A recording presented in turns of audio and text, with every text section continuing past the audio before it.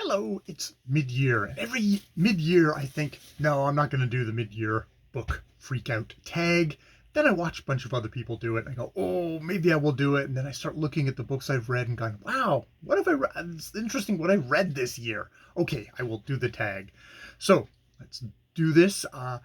It is an original tag by Shami, and there is actually a co-creator who I should list down below. Shami was the biggest one, and then I think she has gone away from BookTube altogether. But the other creator, who, of course, his name I don't remember right now, but we'll put down below, is still about and is still does the tag every year. So you should definitely check out her channel, which I'll put down below and probably put at the end of this one. So let's do the prompts of this kind of consideration of halfway through the year of like, how have you been doing? I think I have about 47 books that I've read. That's, a little mere weekend of some people, but let's take a look at those 47 books and see if I can come to some conclusions. Number one, the best book you've read so far this year.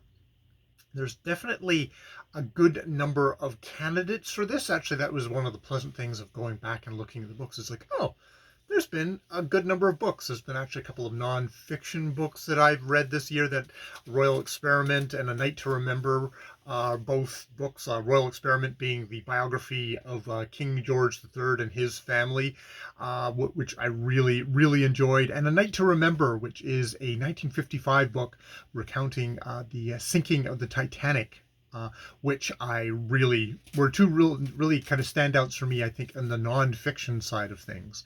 But I'm going to go with is sort of a mixture between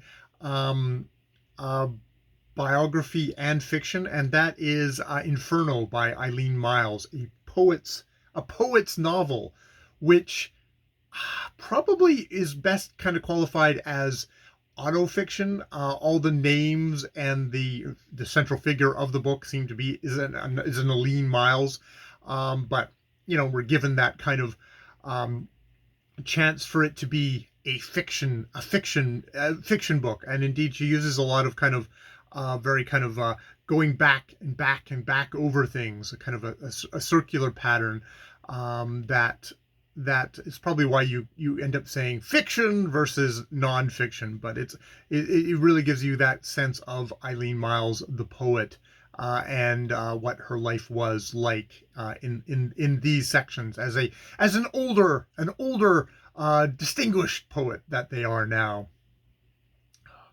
God, hopefully I use the right pronouns to begin with. They started off their career as she, her, but later in life now go by they, them. I think is the same issue that I had when I first reviewed this book back a while ago, was getting my pronouns right, because I've been so familiar with them using certain pronouns, it's hard to break myself of it. So yeah, that would be. I'll go with that's the best book I've read so far this year. There's a lot of other candidates and a lot of other books I could talk about, but I'll stick with this one. That's the one that kind of got me. Number two is the best sequel you've read so far this year.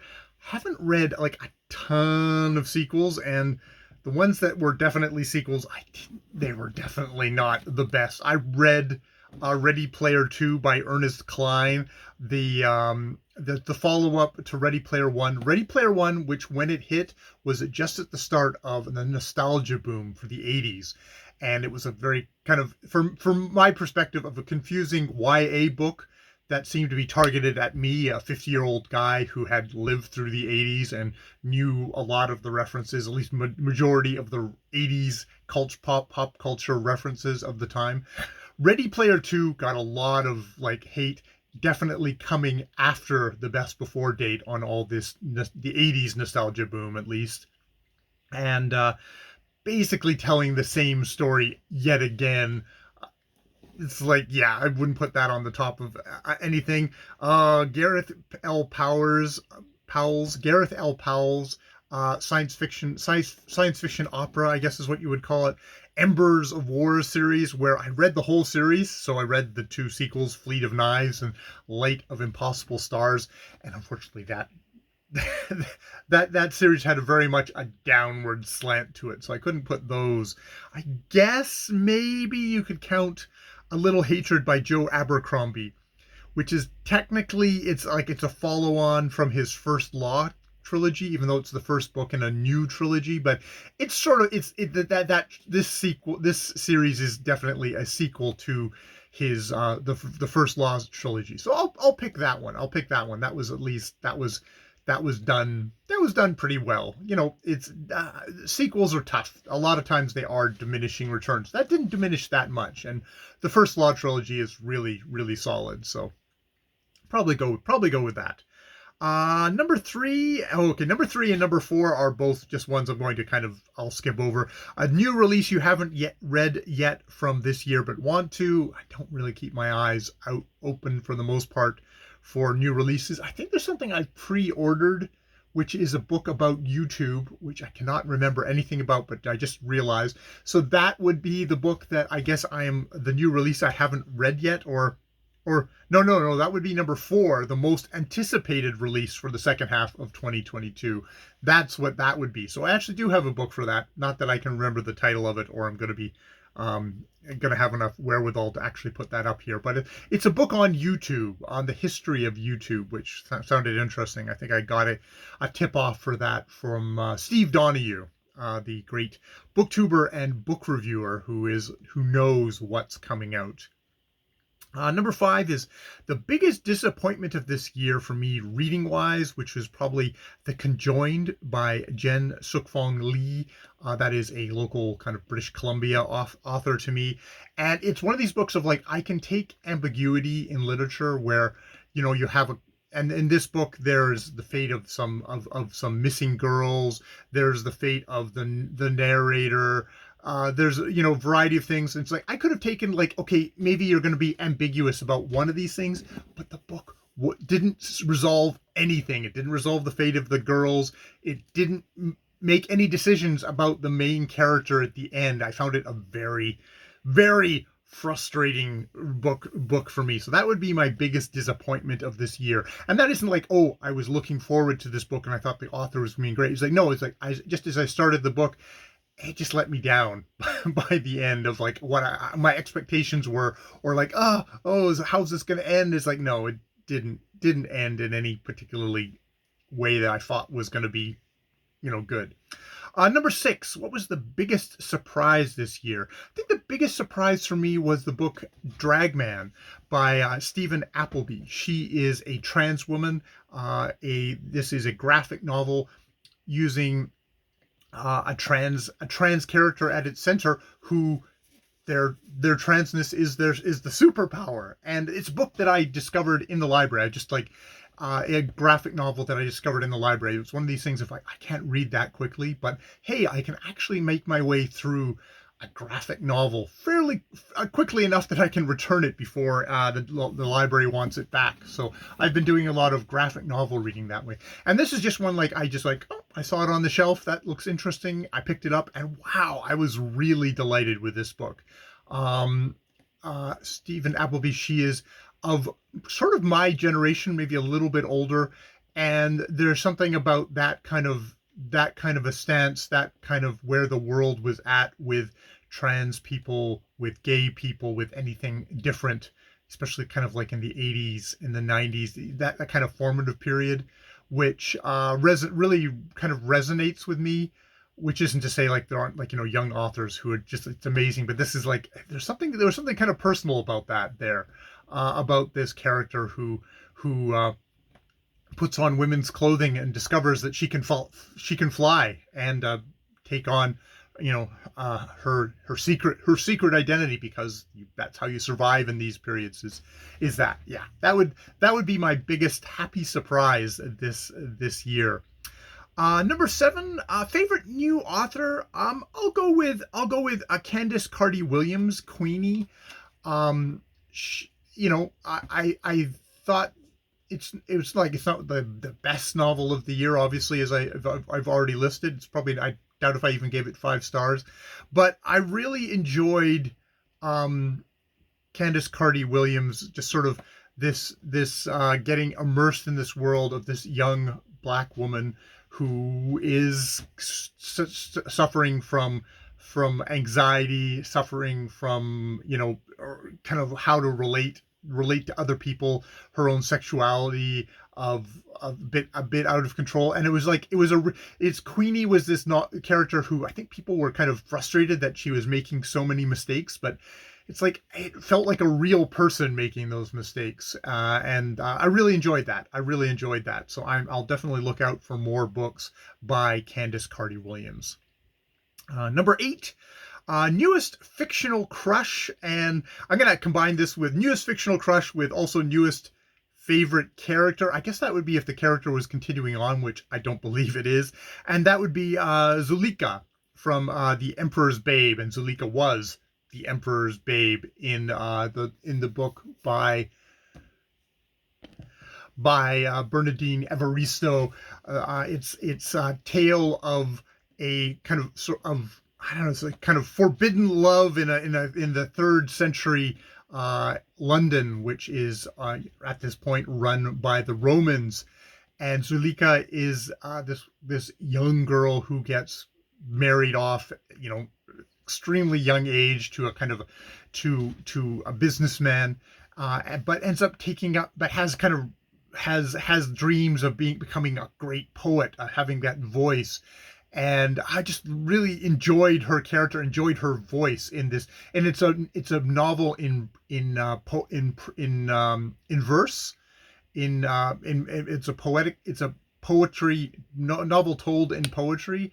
And I loved Zulika's voice in this, and really just such a vivid character. I think it's The Emperor's Babe is sort of it's narrow focus. It's not like as wide a focus, so it's very much focused on the character of Zulika, and that's what makes that novel sing. Other than, you know, all the language that really is the language that is singing there. So yeah, that's 8 and 9, I guess, put together. Number 10, a book that made you cry this year. I don't know if it actually made me cry this year, but I probably would go with The Strangers by Katharina Vermette, which is 4 generations of Métis women in Winnipeg. It's, you know, race, gender, just the history of the violence of that's kind of echoed out throughout this society. These women, these Métis women, trying to struggle in kind of the white dominated world of Canada. It's sort of a continuation, a companion to Vermette's The Break. It's very much, if you're going to read them, you read The Break first, and then you read The Strangers, because characters from one follow into the other. And it's just interesting how it interacts, and how things that you know haven't read from The Break are reverberating in The Strangers, but The Strangers does not talk about it, but it's there, hanging over it. And you know, it's especially probably Phoenix, the character of Phoenix that you meet in The Break, and just the reverberations, how her story continues in The Strangers. It's just, it is just fucking word perfect, and really rough and really beautiful. And yeah. I mean, it's like, if you've read The Break, goddamn, go and get The Strangers and read The Strangers next, because that's a book that really shook me. I mean, this easily also could be my favorite novel so far this year. And it's one of these kind of regrets that I did do some, I think I filmed a video where I sort of talked about them both together, but I don't know, that's lost on the computer somewhere. But yeah, that would definitely be the book that made me cry, or just shook me this year. Number 11, a book that made you happy this year. I'll go with Crazy and Ignatiev, Love Letters and Ancient Brick, which I've reviewed on this channel. It is a collection of the Sunday strips of George Harriman, 1927 to 1928. And it's one of those books that steadily, as I kind of learned how to read read these strips as I go along, because I mean, it's sort of using... It's had a high influence going forward. I think about this book, and I think about like Bloom County that I consumed like in the 80s when it was hot. It kind of fell off on its thing, but that's, you know, it's a book that it is Sunday comic strips, and it's a whole collection of them, and there's that kind of just that cozy feel of watching this weird and twisted love triangle, sadomasochistic, masochistic cat, a sadistic mouse, and the officer pup, the dog who wants to protect the beloved cat. It's just joyful, and it is a beautiful, Harriman's style is just completely beautiful. Oh, those hearts on coming out of Crazy Cat there, because he loves them. Yeah, that would be the book that made me happy. That's made me happy so far this year. The most beautiful book you've bought or received so far this year? I mean, it would be Pear Tree Poems, which I reread this year by Roy Kiyuka, which is which is just lovely. It's got kind of illustrations in it that are gorgeous, which, you know, of course I can't find, but it doesn't really qualify because I didn't actually buy or receive it this year. I'd probably go with Crazy Cat again, even though it's taken me forever to get to that. So that would probably be the book that I go for, the beautiful book that I bought or received this year. I don't really care about stuff being beautiful. Yeah, it's not really a thing that's like a focus for me. You know, I'm happy with a beat up Ratch copy as long as I can read the words. So there's that. Number 13, what do you need to read by the end of the year? I need to read books that make me happy, make me cry, shake me, leave me change, or just get me through the year. That's what I need going forward. That's what I need every year. These things, these little printed life rafts. That's what I need each year, and get me through till the next one. All right, that has been the mid-year book freakout tag. And yes, thank you to Shami and to Ellie at Earl Grey Books, who is the other co-creator of this tag. And definitely check out her channel. I'll link it down below. Maybe I'll just link out, I think I've got her mid-year book freakout tag for 2020. There's probably a 2021 one, which maybe I'll put up here. But those are the creators, and one of those creators is actually still around and still booktubing. So you should definitely go and show her some love and appreciation for coming up with what's one of these institutions of booktube. Of, hey, it's halfway through the year. My God, what's been going on? All right, I've been Jay. More videos later.